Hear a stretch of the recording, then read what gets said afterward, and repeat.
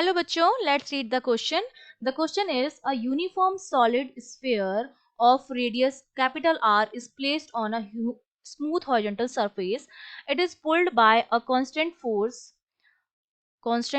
acting along the tangent from the highest point. Calculate the distance traveled by the center of mass of the solid sphere during the time it makes one full revolution. एक पूरा revolution complete करने में center of mass को कितना distance travel करना पड़ा वो हमें कैलकुलेट करना है। तो देखिए इस क्वेश्चन को सॉल्व करने के लिए हमारा की कॉन्सेप्ट क्या रहेगा, हमें निकालनी है डिस्टेंस।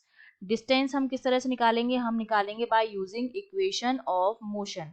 ठीक है, तो इक्वेशन ऑफ मोशन जो होती है, जिस तरह से हम लीनियर मोशन में यूज करते हैं उसी की तरह रोटेशनल मोशन में भी इक्वेशन ऑफ मोशन लगती हैं। तो एक तो हम इक्वेशन ऑफ मोशन लगाएंगे और दूसरा हमारा रहेगा टॉर्क का कॉन्सेप्ट। टॉर्क हम जानते हैं क्या होता है, आर क्रॉस एफ होता है हमारे पास, जहां पर आर जो होती है वो फोर्स के परपेंडिकुलर डिस्टेंस होती है। तो एक तो हम टॉर्क निकालेंगे और दूसरा हम इक्वेशन ऑफ मोशन अप्लाई करेंगे। ठीक है, अब देखिए टॉर्क जो होता है हमारा, फोर्स कितना लग रहा है एफ, उसकी परपेंडिकुलर डिस्टेंस क्या हो जाएगी, ये आर, इसके परपेंडिकुलर डिस्टेंस। ठीक है, तो यहाँ से टॉर्क को मैं लिख सकती हूँ वो कितना हो जाएगा, आर इंटू एफ के बराबर हो जाएगा। ठीक है, इसके अलावा मैं जानती हूँ मेरा टॉर्क जो होता है वो किसके बराबर होता है, आई अल्फा के बराबर होता है, जहाँ पर आई जो होता है मोमेंट ऑफ इनर्शिया होता है और अल्फा जो होता है वो क्या होता है, एंगुलर एक्सेलरेशन होता है। अब सॉलिड स्फीयर के लिए मोमेंट ऑफ इनर्शिया जो होता है 2/5 mr² होता है। ठीक है, तो यहाँ से मैं अल्फा की अगर वैल्यू लिखना चाहूँ, यहाँ से अगर अल्फा निकालूं तो अल्फा मेरे पास कितना हो जाएगा, एफ आर अपॉन आई। ठीक है, आई की वैल्यू मैं पुट कर दूं तो हो जाएगा एफ आर अपॉन 2/5 mr²। तो ये मेरे पास किसके बराबर आ जाएगा, ये आ जाएगा 5f अपॉन 2mr। ये मैंने क्या निकाल दिया है, एंगुलर एक्सेलरेशन निकाल दिया है अल्फा। अब मैं लगाऊंगी इक्वेशन ऑफ मोशन।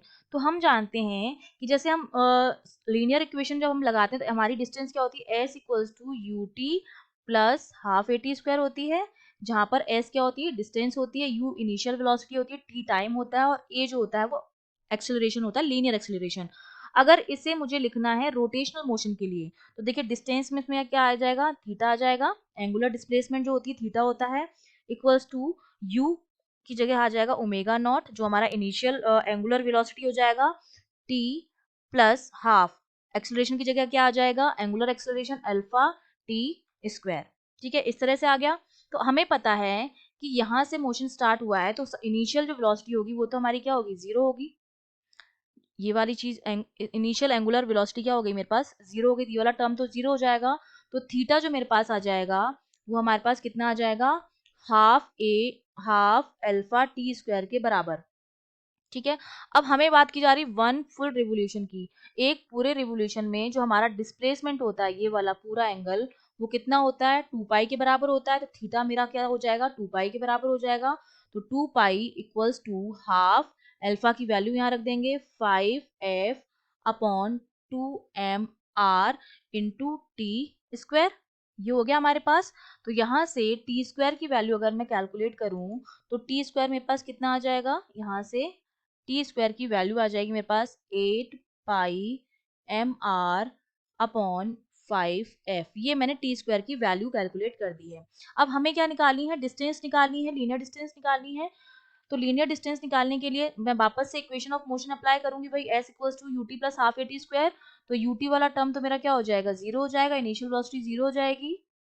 ठीक है, और हम जानते हैं कि अगर फोर्स लग रहा है तो फोर्स क्या होता है, एम ए के बराबर होता है। तो यहाँ से ए जो मेरा होगा वो एफ अपॉन एम के बराबर हो जाएगा। तो यहाँ से एस अगर मैं निकालूं तो एस इक्वल्स टू मेरा क्या हो जाएगा, हाफ इंटू ए की जगह हम लिखेंगे F upon M into T square की वैल्यू मैंने अभी निकाली है, वो कितनी थी, 8 पाई mr अपॉन 5f।